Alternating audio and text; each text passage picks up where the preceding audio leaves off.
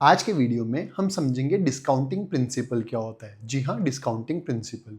देखिए, अगर एक लाइन में समझाना हो डिस्काउंटिंग प्रिंसिपल को तो मैं बोल सकता हूँ, a rupee of today is better than a rupee of tomorrow. आज का 1 रुपया बेहतर है आने वाले कल के 1 रुपये से। अब आप बोलोगे सर कैसे बेहतर है? तो देखिए, अगर आपके पास 1 रुपया आज है तो उसकी वैल्यू 1 रुपये है, लेकिन फ्यूचर में जब वो 1 रुपया आएगा, समझ लो 1 साल के बाद, तो उसकी वैल्यू कम हो जाएगी। Number 2, there is uncertainty. हो सकता है 1 साल के बाद वो पैसे आपको मिले ही ना।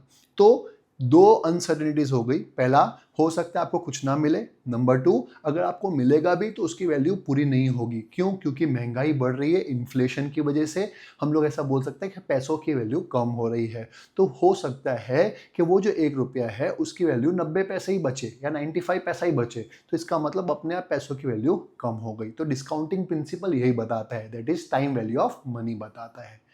अब ये चीज 1 रुपये में बहुत इरेलीवेंट लगती है, लेकिन समझ लीजिए यही 1 रुपये नहीं है, 1 लाख रुपए है। समझ लीजिए आपके हाथ में 1 लाख रुपए है तो उसकी वैल्यू 1 लाख रुपीज है। लेकिन अगर 1 साल बाद आपके पास 1 लाख रुपए आता है तो इवन दो आपके हाथ में 1 लाख रुपए हैं, लेकिन उसकी वैल्यू 1 लाख रुपए नहीं है। क्यों? क्योंकि आज की डेट में 1 लाख रुपए से जो चीज आप खरीद सकते हो 1 साल बाद शायद नहीं खरीद पाओगे।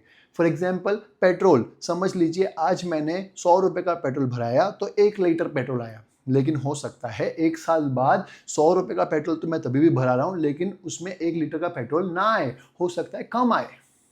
तो इसका मतलब क्या है? Time value of money. Discounting principle उसी को इलेबोरेट करता है। तो चलिए अब डिटेल में इसको समझते हैं। द डिस्काउंटिंग प्रिंसिपल, सबसे पहले तो वही लिखा होगा, it's one of the most important principle, और वाकई में ये one of the most important principle है डिसीजन लेने के लिए। तो पहले 2-3 लाइन वही लिखी होती है जिसको हम लोग रीड करते नहीं है। The firm has to decide as to what should be the rate of discount to equate the future value of capital with that of its present value. मतलब आज की डेट का जो पैसा है उसकी फ्यूचर में क्या वैल्यू होगी, या जो फ्यूचर में जो वैल्यू होनी चाहिए उसकी प्रेजेंट वैल्यू क्या है, उसी के ऊपर रोशनी डालता है डिस्काउंटिंग प्रिंसिपल। अब ये जो डिस्काउंटिंग प्रिंसिपल है वो किसके ऊपर ध्यान देता है कि जो लोग होते हैं उनकी आदत होती है कि वो प्रेजेंट को ज्यादा वैल्यू देते हैं एज कंपेयर टू फ्यूचर। तो वो लिखा भी है, the concept of discounting principle is based on the rational that individual gives more importance to the present than to the future. हर एक इंसान प्रेजेंट वैल्यू को ज्यादा इंपॉर्टेंस देता है एज कंपेयर टू फ्यूचर। आपने ये सुना होगा, a bird in hand is better than two in a bush. हाथ में एक बर्ड बेटर होती है आकाश में 2 बर्ड से। तो वही बताता है कि आज के रुपए की वैल्यू ज्यादा होती है एज कंपेयर टू फ्यूचर रुपया। They prefer present satisfaction to a future satisfaction of an equal amount of equal certainty. तो वही बताया कि प्रेजेंट सेटिस्फेक्शन को ज्यादा फोकस किया जाता है एज कंपेयर टू फ्यूचर। अब इसी चीज को देखने का एक नजरिया भी है और एक फॉर्मूला भी है टाइम वैल्यू ऑफ मनी के हिसाब से डिस्काउंटिंग प्रिंसिपल की।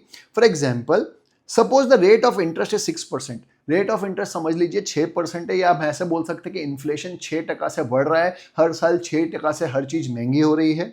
which means that 100 rupees of 1 year after should be discounted the rate of 6%। तो इसका मतलब आज की डेट में जो 100 रुपए है, 1 साल बाद उसकी वैल्यू कितनी होगी? अगर महंगाई 6% से बढ़ रही है तो हम लोग उसकी वैल्यू निकालने की कोशिश करते हैं, and this would mean that we should divide it by 1.06। तो अगर मैं 1 रुपीज को 1.06 से डिवाइड कर दूं और उसको 100 से मल्टीप्लाई कर दूं तो 1 साल बाद जो 100 रुपए की वैल्यू क्या होगी वो हमको मालूम पड़ सकती है। तो उसी के लिए मैंने फॉर्मूला लगा दी, v equals to a upon 1 plus r, क्योंकि हमने ये माना है कि 6% से इन्फ्लेशन बढ़ रहा है या इंटरेस्ट रेट 6% है। तो अगर 100 को मैं 1.06 से डिवाइड करता हूं तो उसकी वैल्यू आ जाएगी 94.33। इसका मतलब आज की डेट में जो 100 रुपए का नोट है उसकी वैल्यू 1 साल बाद सिर्फ 94.33 रुपीज ही रह जाएगी।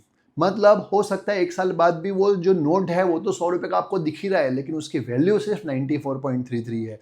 एकदम इजी एग्जांपल से समझाऊं तो आप 100 रुपीज का नोट लीजिए और उसको कहीं पे छुपा दीजिए, ऐसी जगह पे छुपाइए कि कोई उसको टच ना कर सके।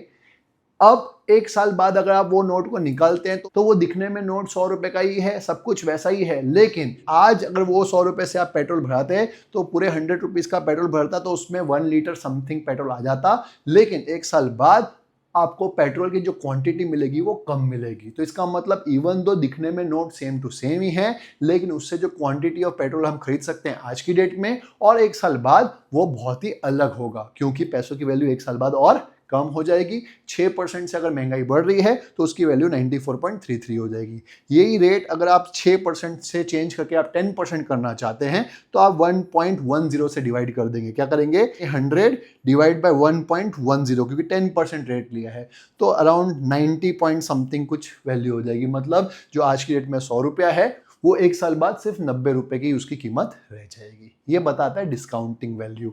तो जब हम लोग बिजनेस में डिसीजन लेते हैं तो हम लोग को डिस्काउंटिंग वैल्यू को ध्यान में रखना पड़ता है कि महंगाई कितने रेट से बढ़ रही है वो देखना पड़ता है, हमारे पैसों की वैल्यू कितने रेट से कम हो रही है वो देखना पड़ता है। उसके हिसाब से डिसीजन लेना पड़ता है कि फ्यूचर में हमको कितना ज्यादा कमाना पड़ेगा कि हम लोग आज की डेट की वैल्यू के साथ इक्वेट कर सकें। तो यही चीज समझाता है डिस्काउंटिंग वैल्यू ऑफ मनी। मुझे उम्मीद है आपको अच्छे से समझ में आया होगा। अगर आपको मेरा वीडियो अच्छा लगा तो प्लीज़ शेयर ज़रूर करिएगा अपने फ्रेंड्स के साथ और चैनल को सब्सक्राइब करना मत भूलिएगा। मिलते हैं नेक्स्ट वीडियो में।